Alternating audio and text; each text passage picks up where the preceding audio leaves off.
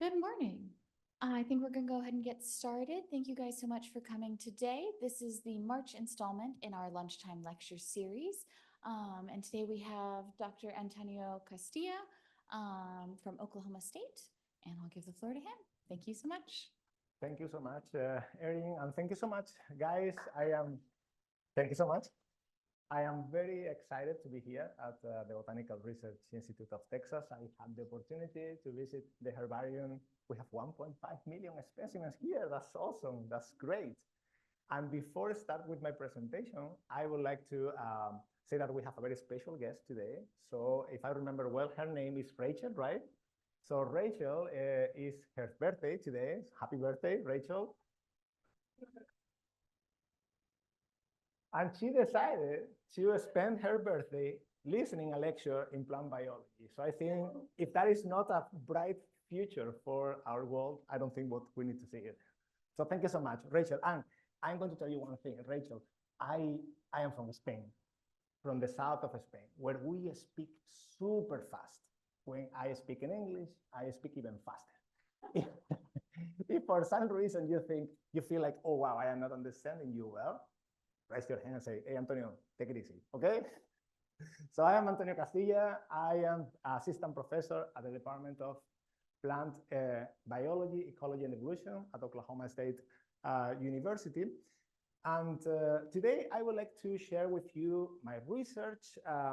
Most of the talk today will be about how we can integrate different types of data in order to understand how tree species change their distributions in response to past climate change. But hopefully we are going to have also some time by the end of this presentation to talk a little bit about a couple of research lines that I are starting in my lab.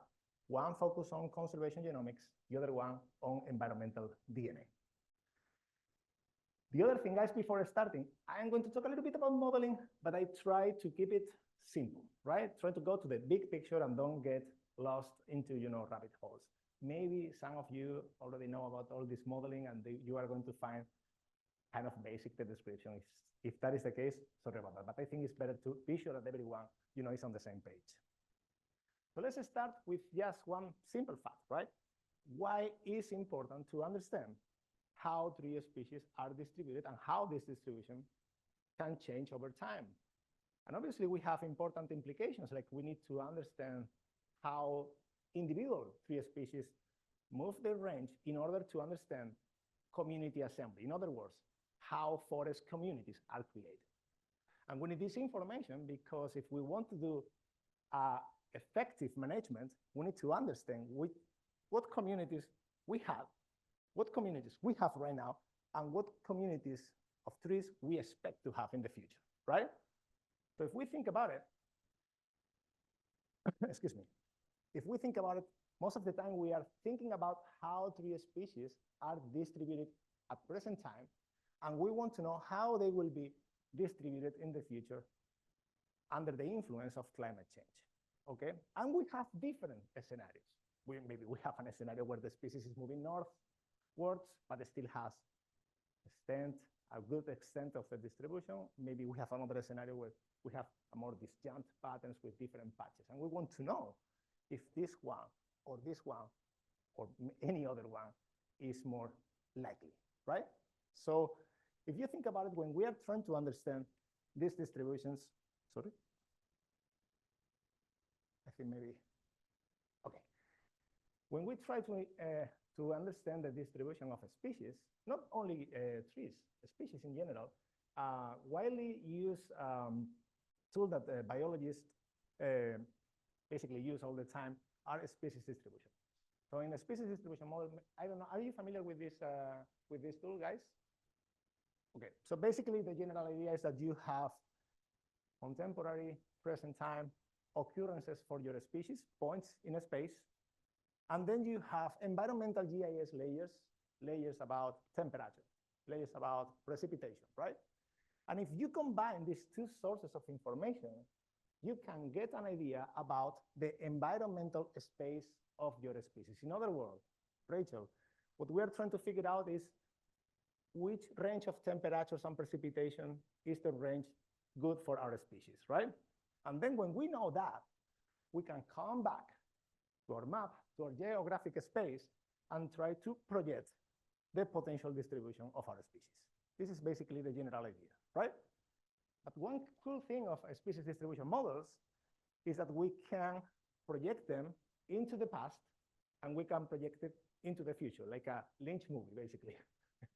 So basically, if we have a paleoclimate model, we can do things like this. We can investigate how was probably the distribution of our species 21,000 years ago when we had the last glacial maximum. And we can create these habitat suitability maps, okay, for different time intervals, like 7,000 years ago before the present time, or during the present time. And we can compare how the potential distribution of the species has changed in the past, right? In the same way, we can also project the potential distribution of the species into the future if we have future climate scenarios, right? And you know probably that we have actually many types of future climate scenarios depending on the emissions scenarios and many other things, and policies to control for climate change and things like that. Here I am just showing the predicted distribution for green ash using two scenarios, projected distribution in 2080, by the way. One scenario where we expect to have a really wet future, and another scenario, this one, where we are expecting to have a drier future for the species. And you can see that there are some changes, like this big group of populations. It seems like it's going to suffer quite a lot in the future, right? We will come back to this plot later. But that's the idea. We have a species distribution model that can tell us about the potential distribution of our species now, but we can project that into the past or into the future, right? Now look at this. We have two potential options in the future, right? And this is just only two because I decided to plot two, but actually you can have maybe 24 or 30 or 50 different potential distributions according to how you build your species distribution model. What do you think? Do you think that at present time we are going to have just one single species distribution, one single possible species distribution model for one particular species? What do you think, guys? Yeah, you think that no, right? And I agree with you. Basically, we can change things. Sorry, I think it's not going. So actually, when we are building this species distribution model, when we are building this model that is a simplification of the reality, we can change different things. Like, for example, we can choose one climate model or another climate model. We can use the CCSM climate model, or we can use the easy belt, and actually we have many more. Depending on the climate model, we are going to build a different species distribution model. We can also play with the background extents, which is basically the geographic region where you have your occurrences and you are going to use to provide the information about the environmental space of your species, and you're going to use that to train your model, right? And you can play with that. You can have maybe a buffer of 80 kilometers, a buffer of 50 kilometers, 150, whatever you decide. You can also play with the species distribution algorithm. So when you are calculating the relationship between your occurrences and the environmental variables, you can use different algorithms, different math equations, basically. You can use ELMs, you can use Maxent, you can use boosted regression trees, you can use different things. So basically, the take-home message of this slide is that we can play with different components of the species distribution model to create multiple maps of habitat suitability at present time, okay? So we have different options. Now, the question is there a best species distribution model? We can say this one is the good one, and we can just forget about all the others. Well, that is a tough question, right? Our approach basically consists of use the past to use the information to predict the future. And let me tell you how that works. So basically what we are proposing is to integrate these species distribution models with genetic information. And why genetic information? Because using this genetic information, we can get an idea about how these different models reconstruct the biogeographic history of the species.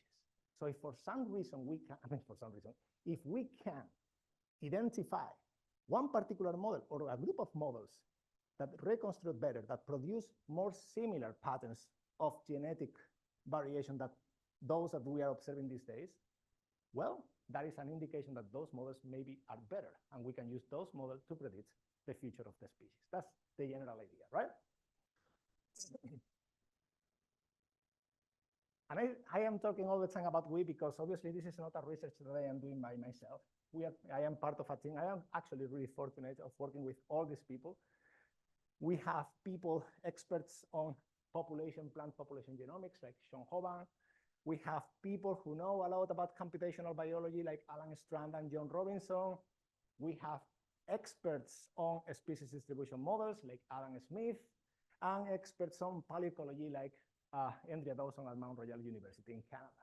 And I also want to tell you guys, if you want to get more information, more detailed information of this particular project, we have published a paper in Ecography last year that can be useful for you guys if you want to get a better idea.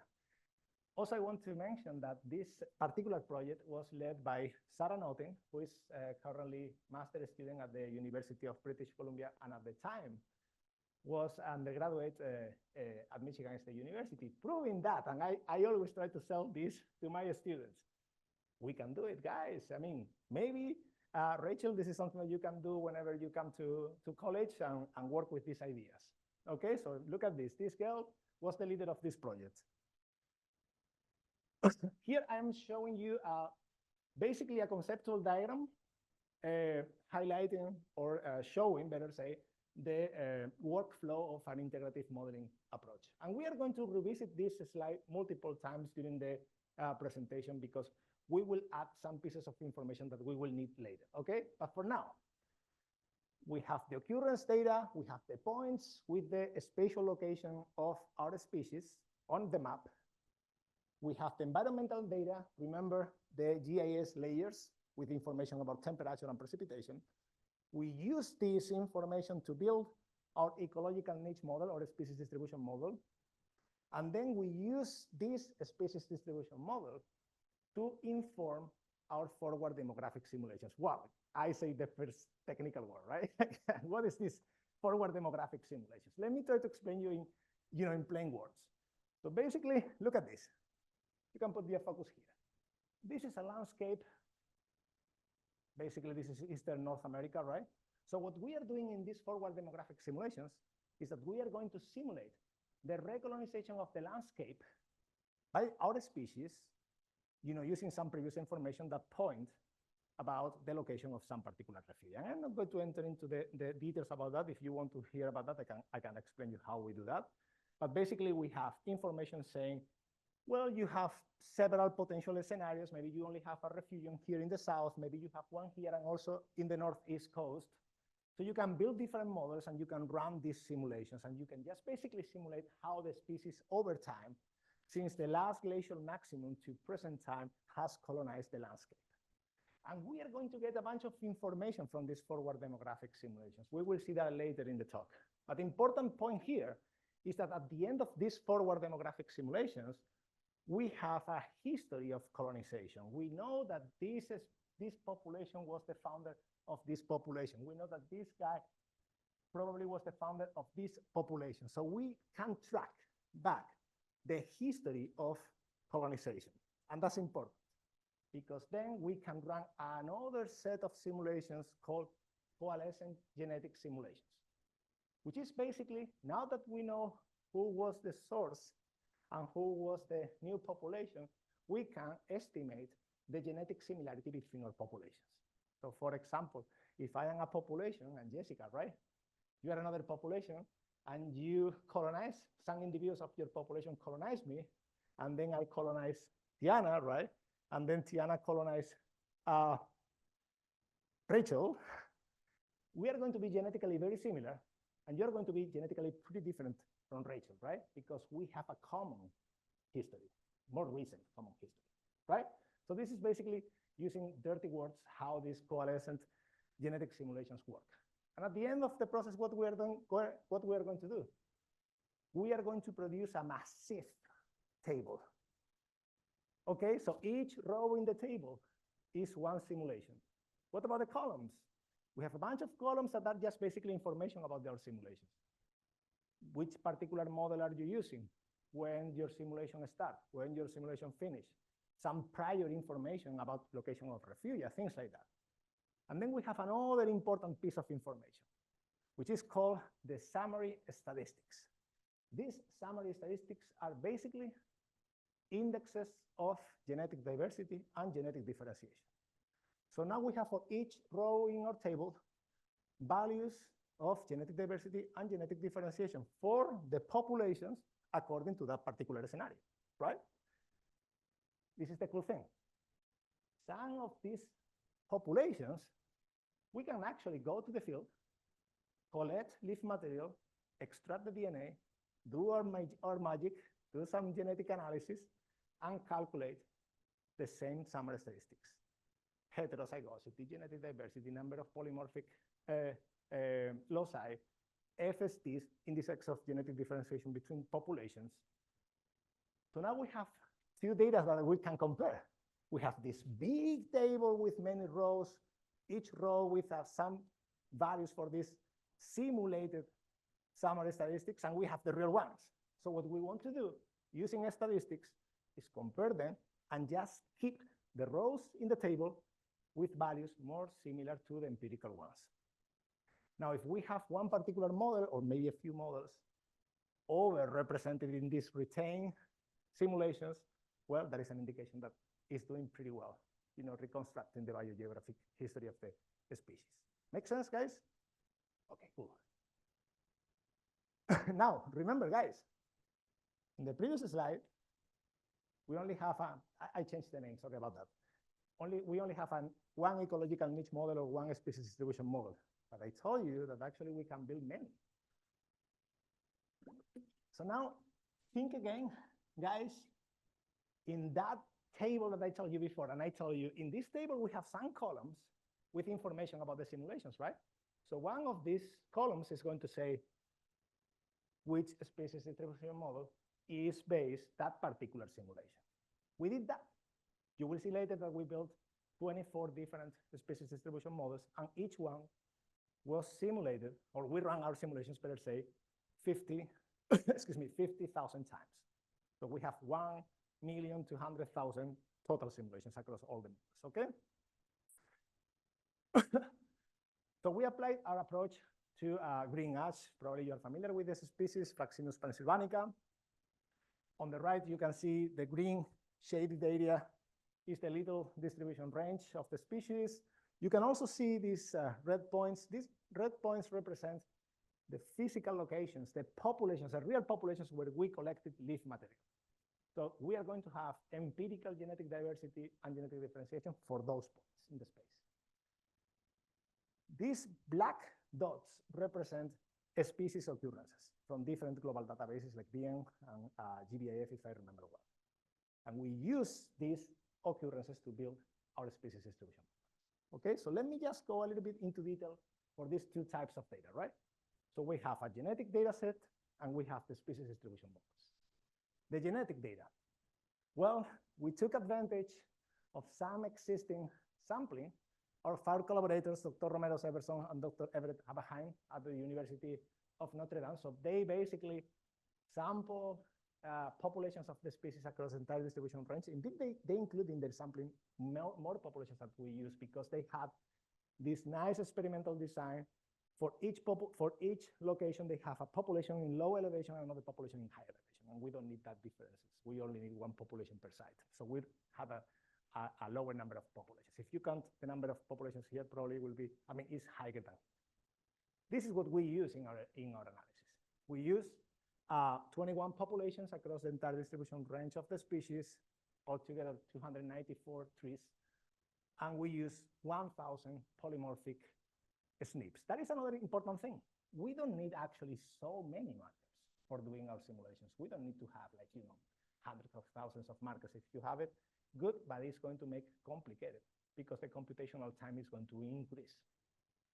And there is something, I am not going into the details. If you are interested, I can explain you later.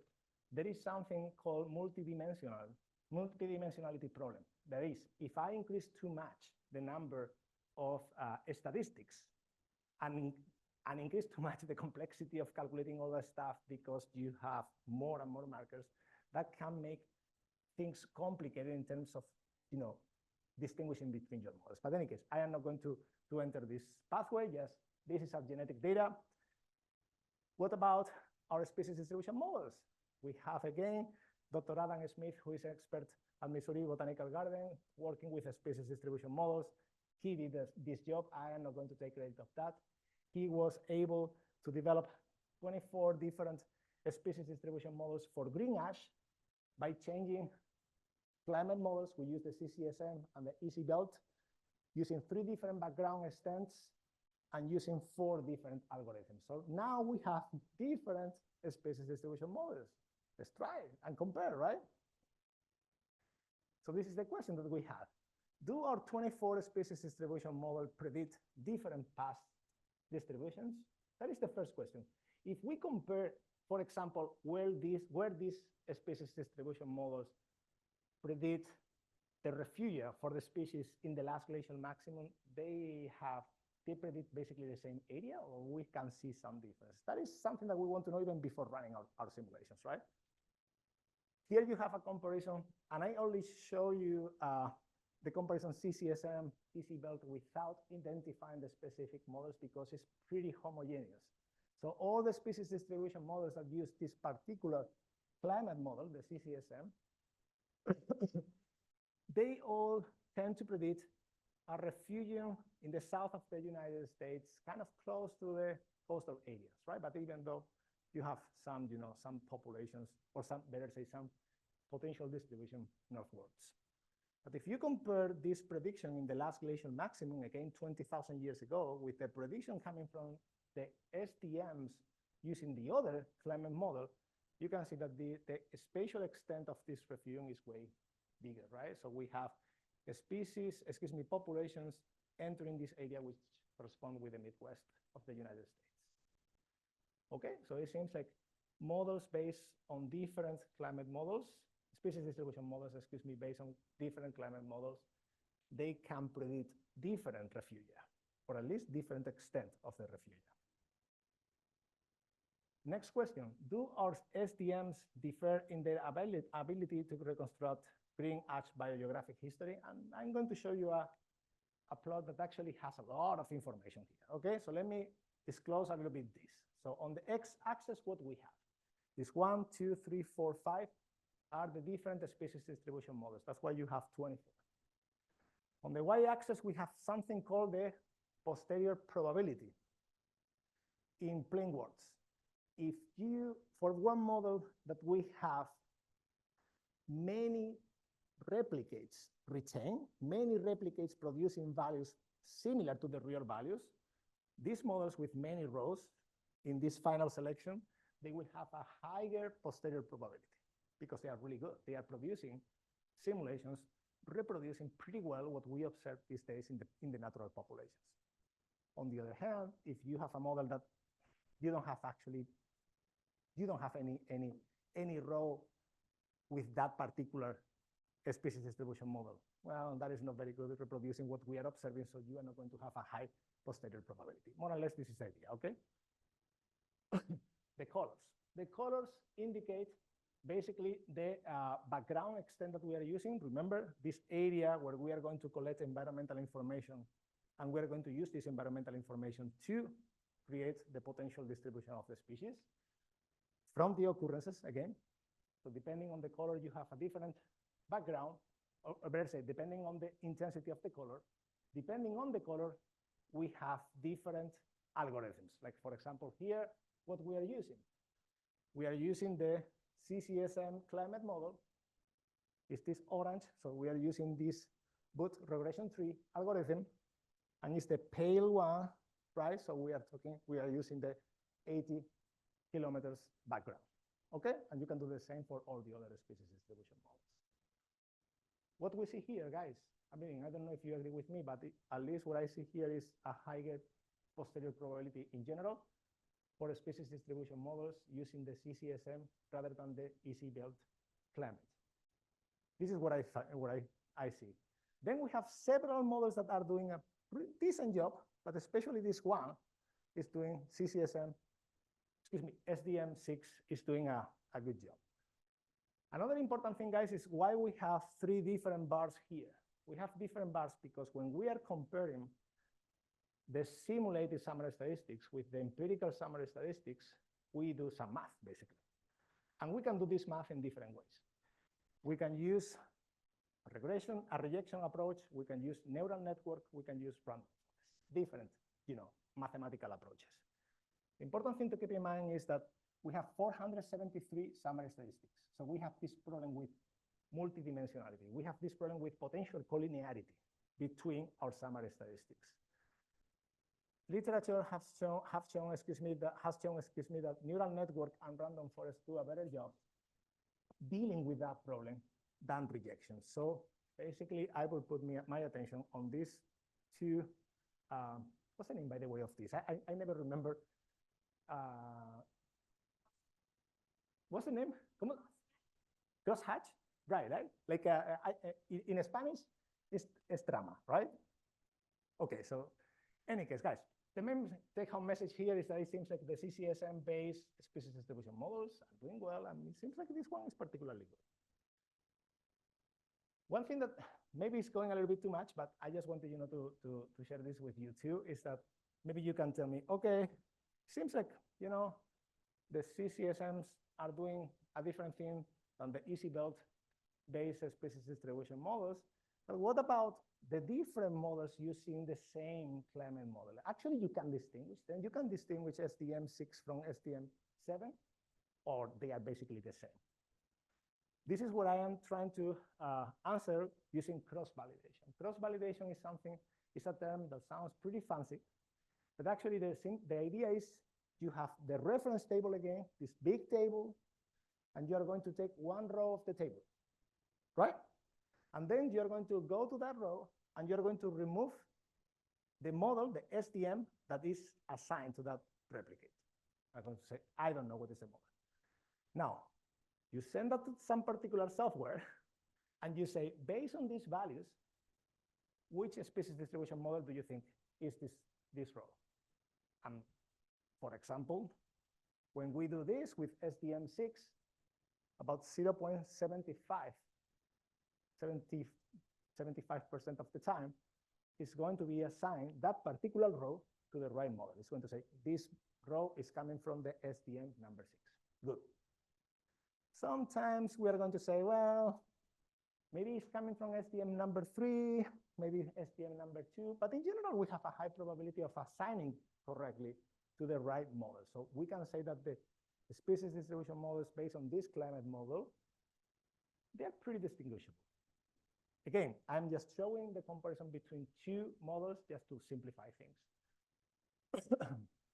What happened with the SDM number 18, which is based on a different climate model, all the rest the same background extent, the same algorithm. Well, we have more variation, right? Like we have about 0.25 posterior probability of assigning the replicate to that particular, to the right model, but sometimes you can, assign to 24 or 14 or other models, right? So it seems like the species distribution models based on this climate model, they are not so distinctive. They are or distinct. It's more difficult to distinguish them, okay? Okay, so it seems like the species distribution models based on CCSM perform better, doing, reconstructing the biogeographic history of the species. Now, let's predict the future, right? Let's use different climates and scenarios and see what we get. So here you have the comparison between SDM6 and 18 again, because they have exactly the same extent, background extent, the same algorithm, the only differ in the climate model. And you can see that we predicted the future distribution using this climate scenario, predicting a wet future, and another one predicting a dry future. And what you can see here is that, well, when we use this model, we have a more positive, more optimistic future for the species. We can see habitat suitability, a good amount of habitat suitability for the species in the future compared to the models using this different climate model, right? In any case, I will say maybe for the discussion, you can keep an eye on this group of populations, because if you are familiar with green ash, you will know that this group of populations is important for the conservation of the species, and it seems like it's not appearing here with the same abundance. Any questions, guys, so far about this? No? So it seems like we have a optimistic future for green ash. In terms of habitat suitability, we will see with the invasive pests if that is also, you know, what research point out. Any case, the rest of the presentation, I would like to focus on another component of our simulation framework. It's this component of the simulation framework is focused on how fast tree species have moved their ranges in response to climate change. And I'm going to give you some additional information about the simulations that I didn't say before, but hopefully it's going to be straightforward. Okay. So let's come back to our simulation. This is what I showed you before, right? Occurrence data, environmental data, we integrate both. We produce a species distribution model or ecological niche model. This niche model is going to inform our simulations with habitat suitability. So we are going to have basically, this is a grid where we have cells. Each cell has a value of habitat suitability coming from this species distribution model. If the value is high, it's telling this cell is good for a population. If the value is low, it's saying, if you come here, if you colonize this area, you're not going to survive. Look at this, guys. This is important. When we run our forward demographic simulations, remember that we are reconstructing how is the recolonization of the landscape by the species, right? So actually, we get information about how the distribution range of the species is changing over time.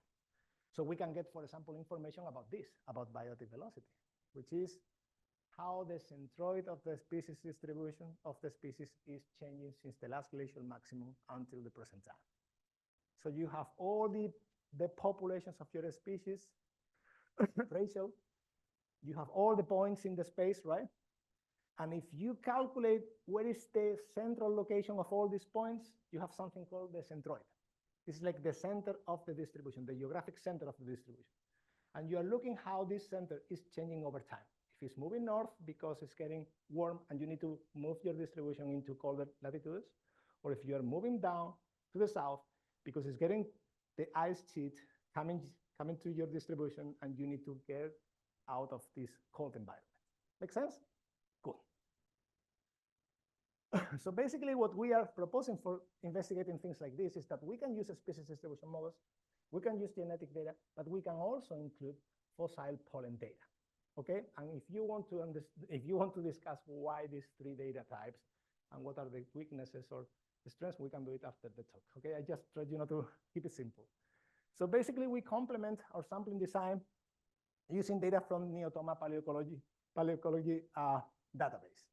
So all these yellow triangles that you see here are locations where we have information for fossil pollen. We have information about the relative abundance of Fraxinus. Remember that we cannot find information at the species level.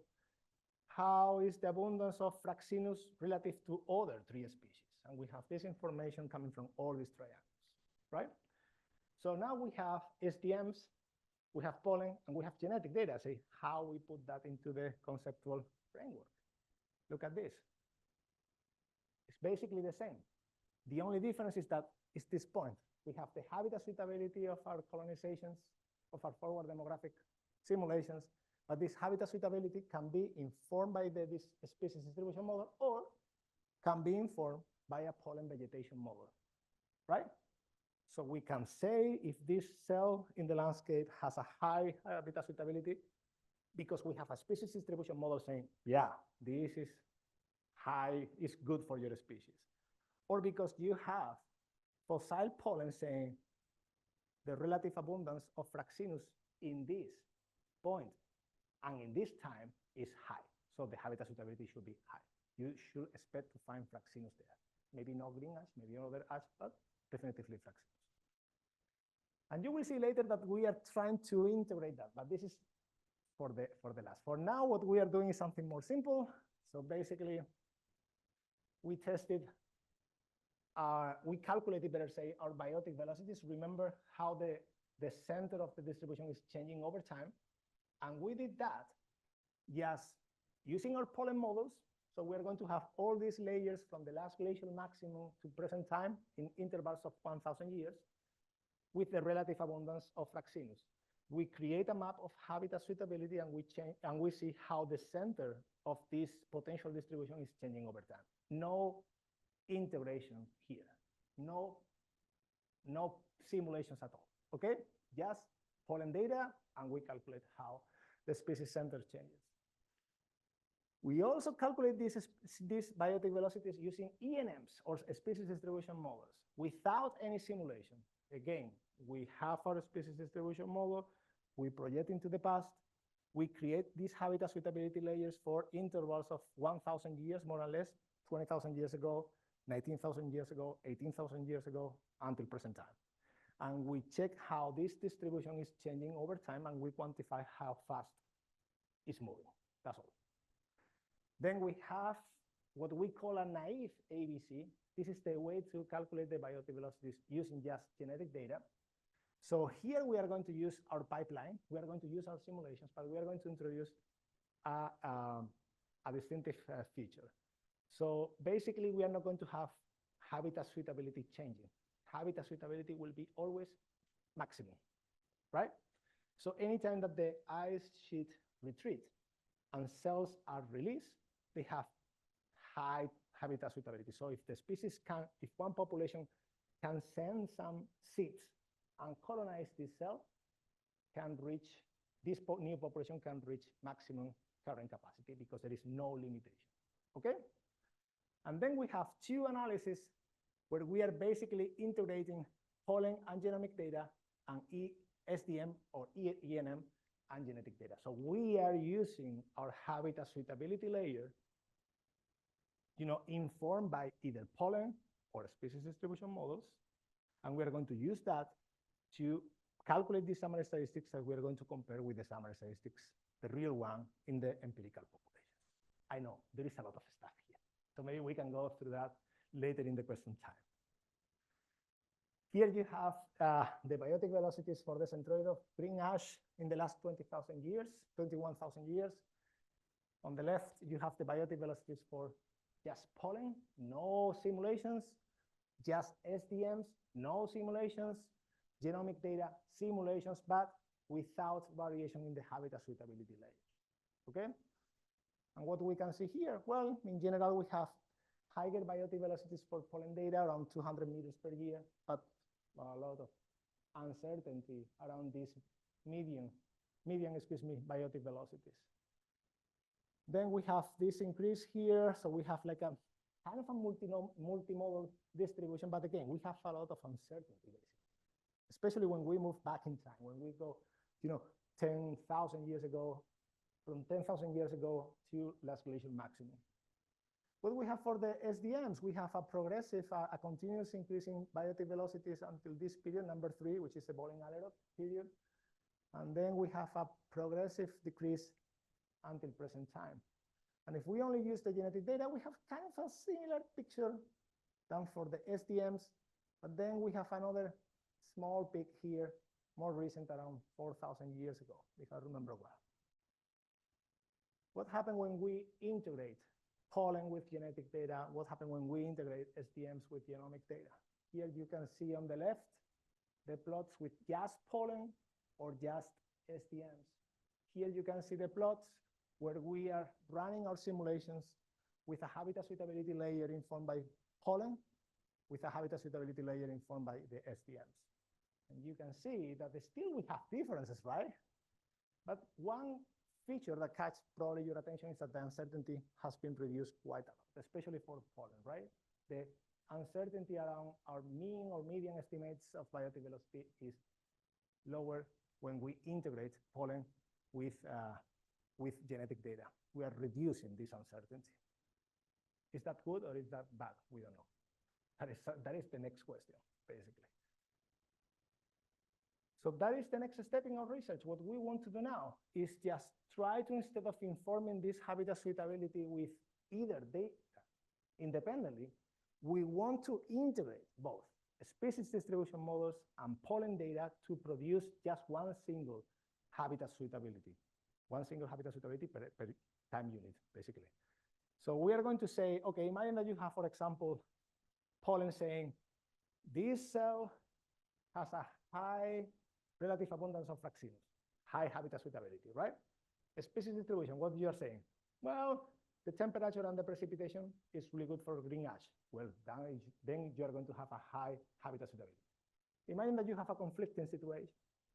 Pollen saying, we don't have any evidence of high relative abundance of fraxinus. But you have the SDM saying, temperature and precipitation, they're perfect for Fraxinus pennsylvanica.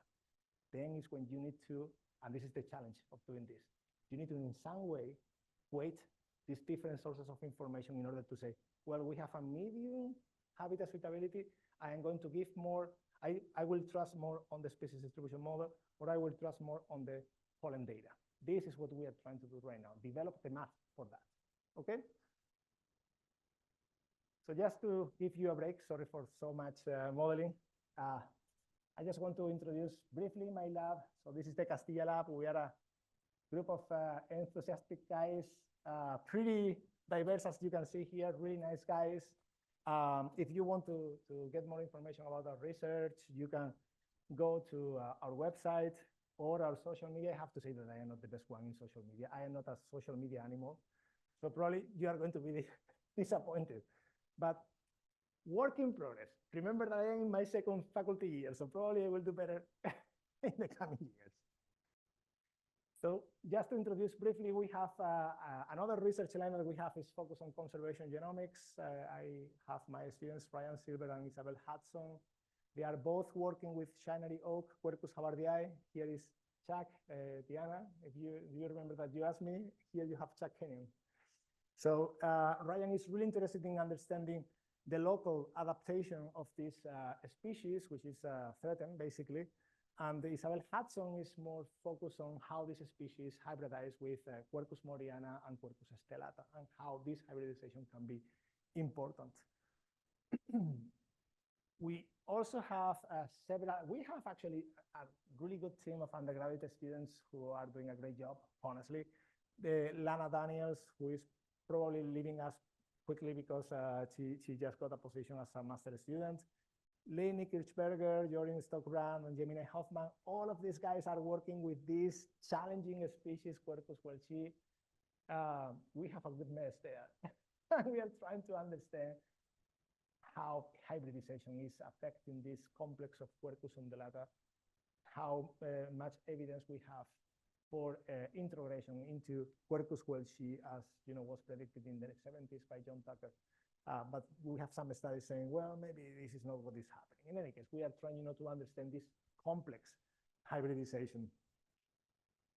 And finally, we have a research line. Recently, we just got funding from the USGS, where I am working with people from the USGS, as Adam Sepulveda, people from the University of Montana, Gordon Luikart, and also my colleagues at the Oklahoma State University, Andy Cialowski and Hameko Elizabeth. And basically, the idea here is to integrate environmental DNA with remote sensing in order to develop more effective tools for early detection of invasive plant species, invasive aquatic plant species. This is a big problem in the United States and in other countries. And our governments spend a lot of money trying to remove these guys. So what we want to be able is to develop technology to be able to go to the field and detect these guys before they form big populations.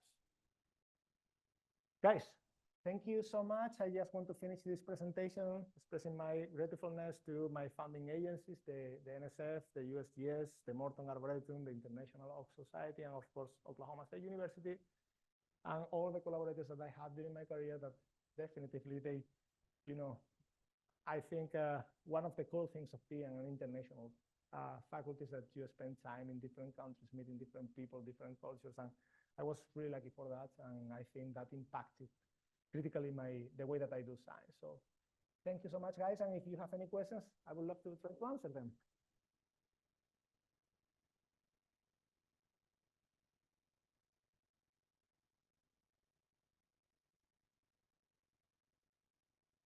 Hello, great presentation. I really enjoyed it. I am a modeling nerd, so sorry everyone else, if you're tired of that. But anyway, so I have a number of different questions and anybody can interject at any time if I'm just taking up way too much time.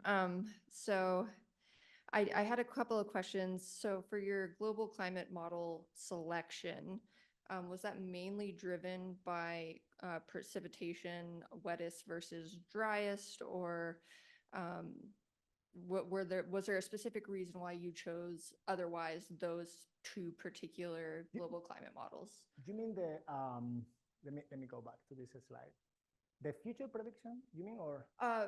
The global climate change models, the wettest versus the driest, those two that you Well, actually, selected. to be honest, that is just two scenarios that we showed to simplify. Okay. But actually, we projected using multiple future climate scenarios, including, intermediate stages between the wettest future and the driest future. That was another question I had. I saw that with the RCPs, the radiative forcing scenarios that you selected, you had just 8.5. Did you also model, like you were saying, over those maybe? I tend to err on the more pessimistic side, but any of the kind of more optimistic climate or radiative forcing scenarios leading up to that as well. Yep, we actually, and I think I would love to have here Adam because he's the guy who developed all this. I have to say that I am not focused on developing the simulation framework, and especially the ABC model selection that we use to compare our summary statistics. But what I can tell you is, and you have more information in the paper, by the way, if you want to get more detailed information, but we don't use this. We didn't use only these two models. We use different models with different scenarios, including more positive predictions and more dramatic predictions. And the thing is that the big difference that we found was between these species distribution models based on different climate models. So it was not so much about, we found for both of them a similar trend for this particular climate scenario. It was more like for any scenario that we are predicting, we have this difference between those models based on the climate community model system model, I guess. I don't remember right now the entire name, CCSM, and the EC belt. So this is what we found. But if you want, I can give you some specific information of all the models that we tested, probably tomorrow. Sounds I good. need to drive back. No worries. No, I appreciate that. And I will definitely look out the paper, but I'll pick your brain on just a couple more things if you'll humor me. Yeah. Did y'all investigate or explore any kind of weighted ensembles for any of your weighted ensembles based on whatever your evaluation metrics were that you used to evaluate model predicted performance? I don't know if I'm understanding well the question. When you say weighting, what do you mean by that? So in some other applications of species distribution modeling, you can make a weighted ensemble of model predictions Okay, I know. the performance. I see. Yeah, we use it, but honestly, off the top of my head, I cannot tell you exactly which type of, let me see if I can remember. No, I cannot recall. So that information for sure is in the paper, but I think this is a question for Adam. I don't remember right now the specific information. No worries, no worries. No, this was a great talk. I really enjoyed it. And I love that you asked me that because I can look for this information and send it. Yeah, no, I was just curious because I know I've also in work that I've done used the three models that you use, GLMs, BRT, and Maxent. And that's something that I've done in the past because as you know, they have strengths and weaknesses over all of them. And I was just curious if you found similarities across all three where there was a lot of overlap in the predictions of distribution. I cannot tell you that information, but I can send you this later. Sorry for that. No. What I can tell you, and maybe that's something that you are going to find interesting if you like this modeling approach, is that when we run our simulation, actually, I mean for the biotic velocities, we introduce all our models.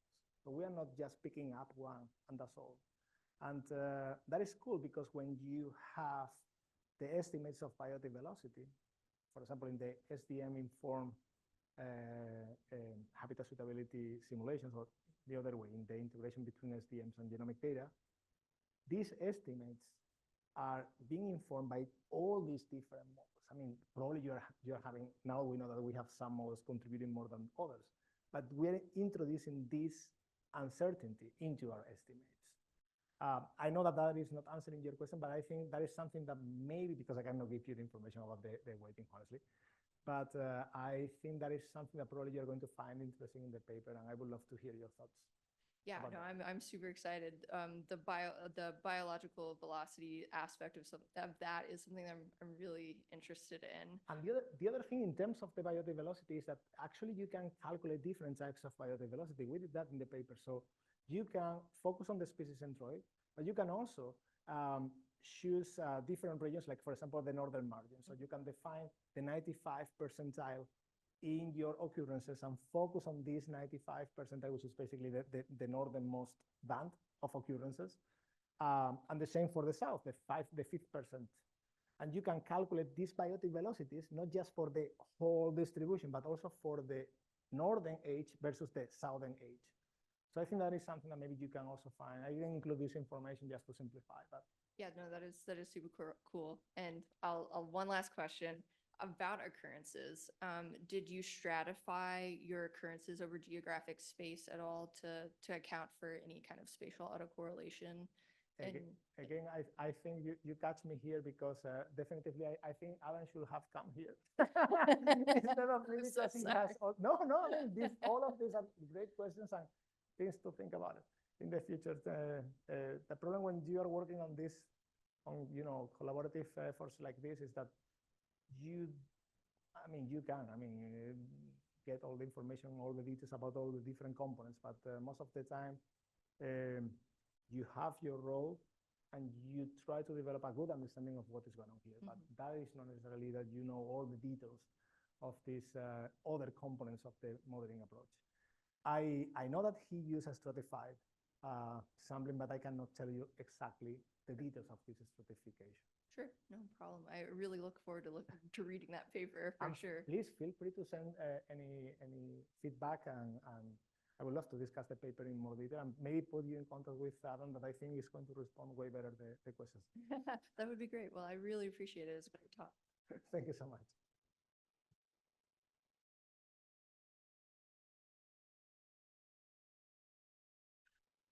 How can we integrate herbarium specimens in habitat suitability analysis, especially for those historical herbarium collections that are collected in a specific location?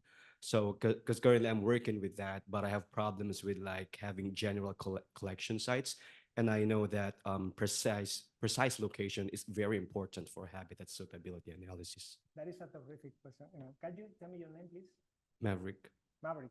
That is a terrific question. So I think you have here two different things. Like you have a species occurrences that you want to introduce maybe in your species distribution model. And another thing is that if you have fossils, like, imagine like you have, yeah, exactly, like, fossils, basically. We can also develop, we haven't done that yet, but we can also develop these simulations to be informed by this additional layer of information. Indeed, this is part of a proposal funded by the NSF, the conceptual framework that we developed for this proposal had this idea in mind, to take also advantage of macrofossils. I didn't have the word before. Take advantage of these macrofossils. But I think that maybe the species occurrences that you are talking is about, we are talking about centuries, right?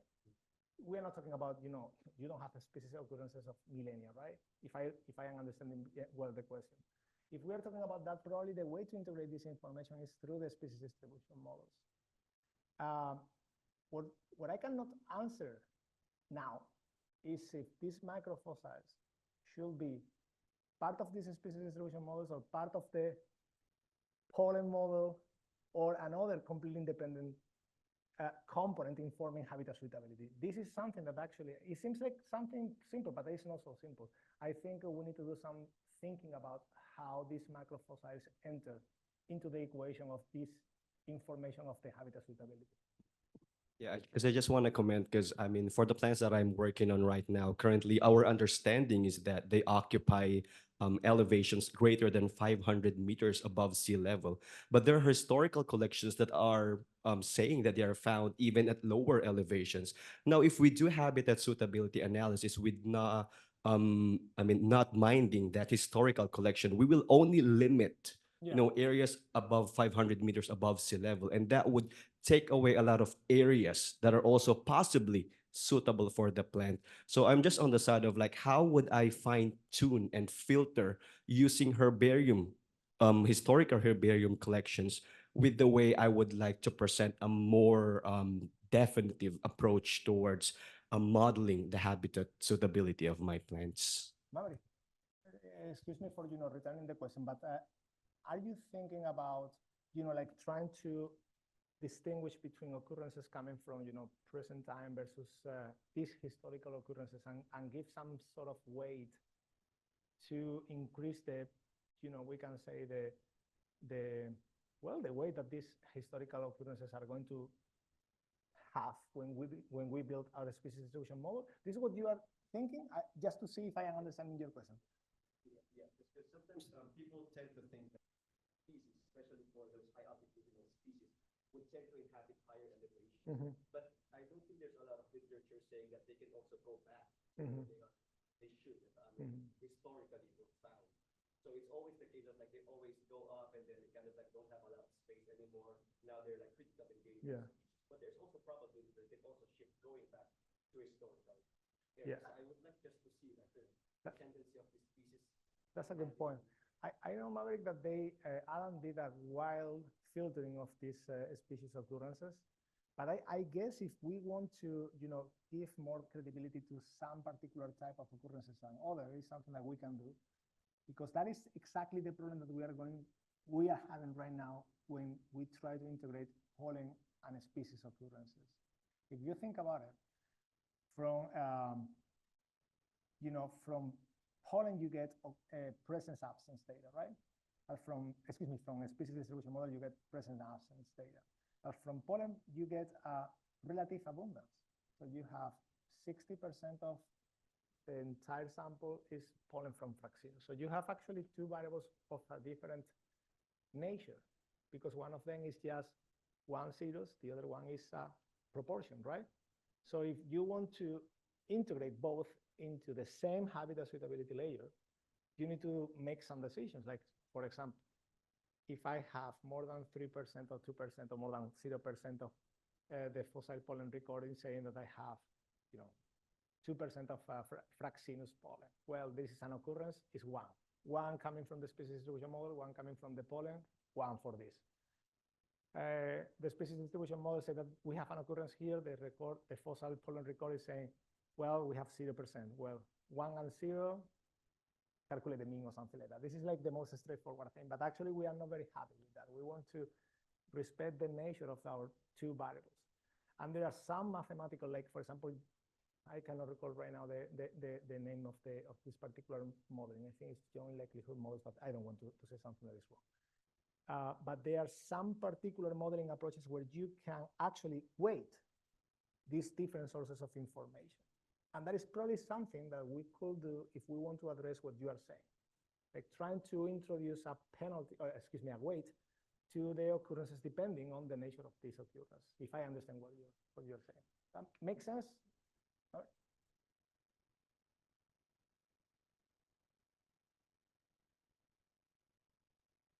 Do we have any other questions?